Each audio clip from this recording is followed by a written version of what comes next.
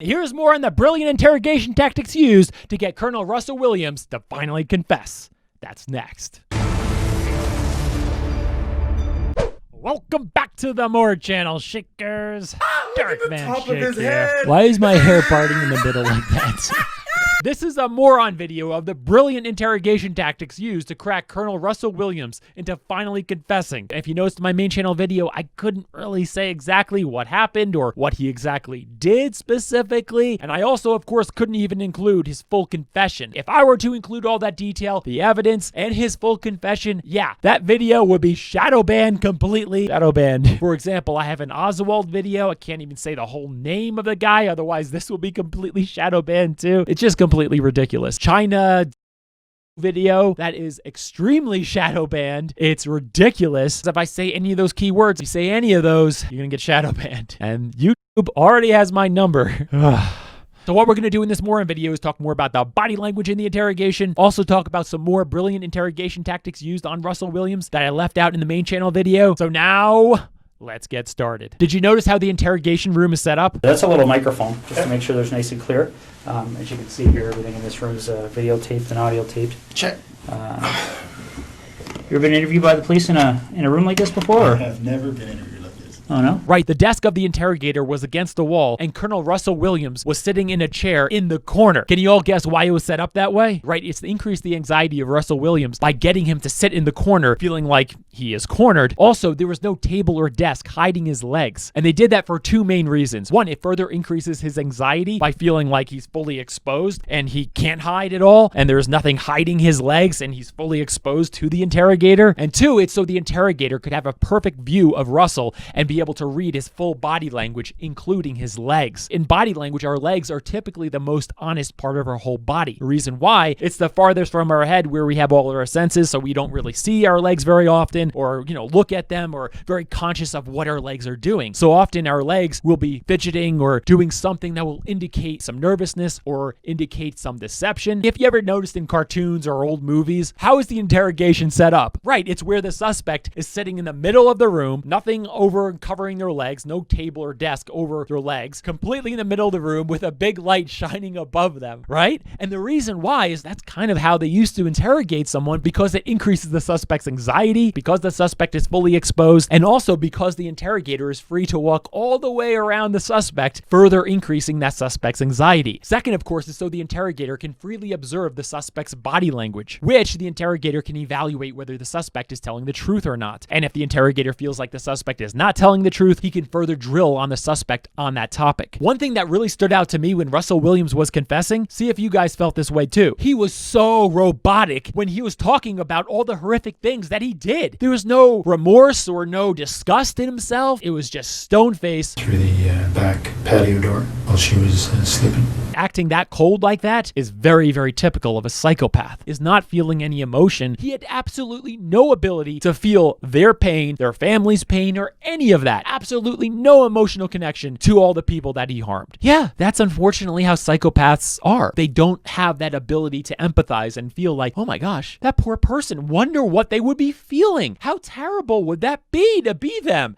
No, it's some ridiculous number where it's about like 25% of the long-term prison population is psychopathic, and you can see why. But yeah, it's kind of scary that he can actually be paroled in 2035. And in my opinion, yeah, I think he's gonna do it again. He even said it at the end. If for whatever reason you didn't end up on our radar, do you think it would have happened again? I was hoping not, but I can't answer the question. Because he knows deep down that he was going to do it again, which is freaking scary. When all this first happened, it was like a decade ago. And now it's only 15 more years until he's potentially going to be released. But I think in Canada, the maximum is like 25 years, and then you have the potential of getting paroled, which is absolutely ridiculous. When they're talking about the digital pictures and retrieving the deleted images off of deleted memory cards and hard drives, They'll be picked apart.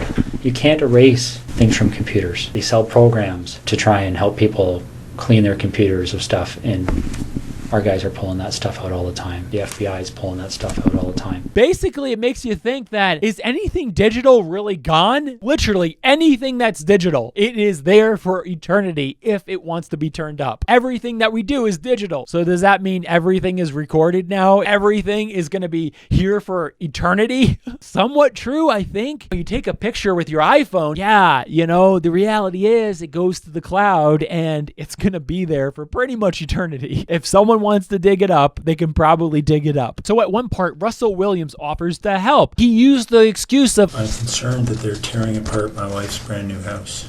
So am I. But if nobody tells them what's there and what's not, they don't have any choice.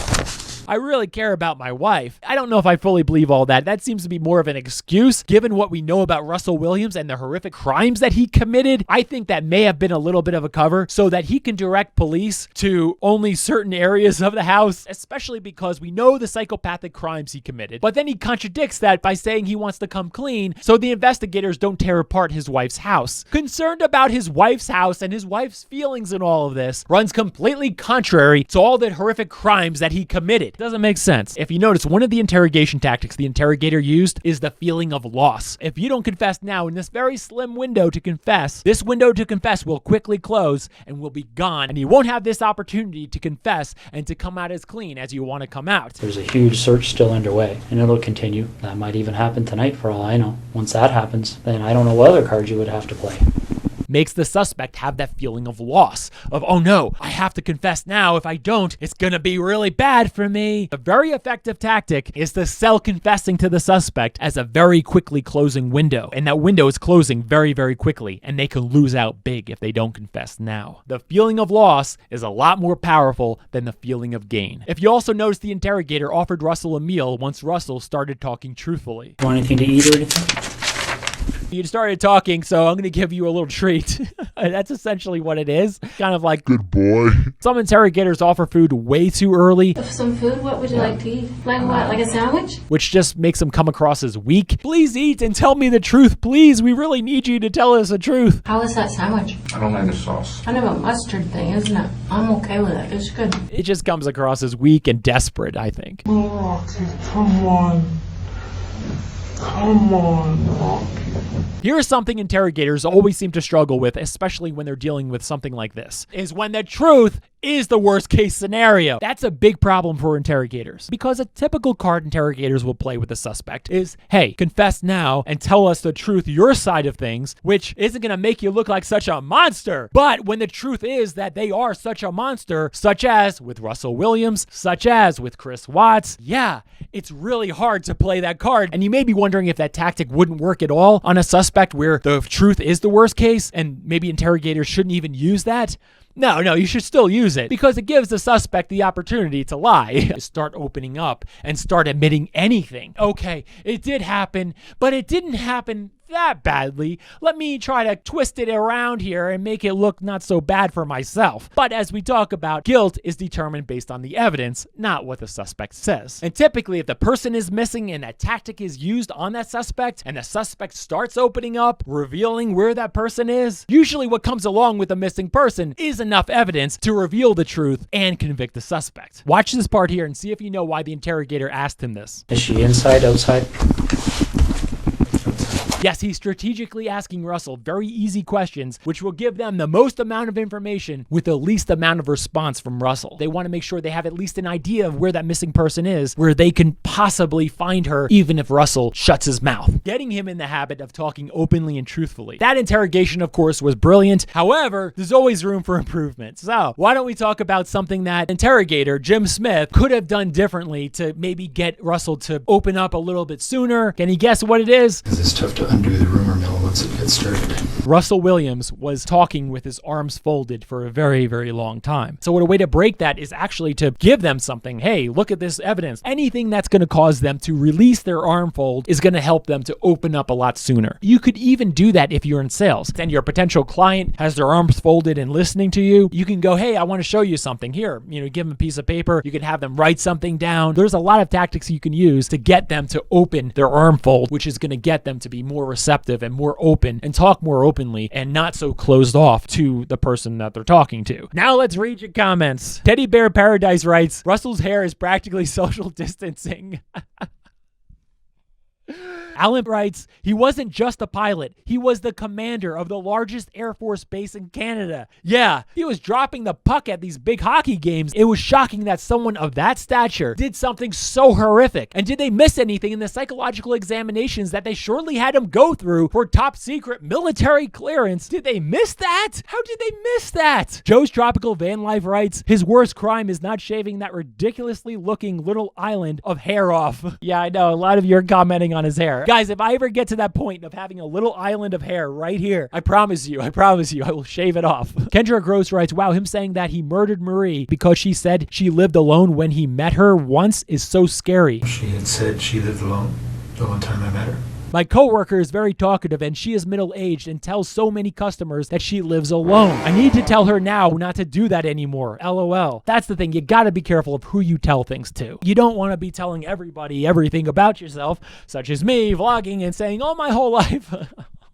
That's all we got. Give this video a thumbs up so I know that you like these interrogation breakdowns. Now in the comments, what do you think about telling strangers personal things about yourself when you meet them? Should you do it? Should you not do it? Is it extremely risky? Is it not extremely risky at all? Is this a very rare circumstance? Is this type of thing something that you really shouldn't have to worry about at all because it's so rare? Let everyone know in the comments below. If you're not already subscribed, hit that subscribe button now because we don't want you to miss out on new moron videos from body language and investigative videos on my main channel.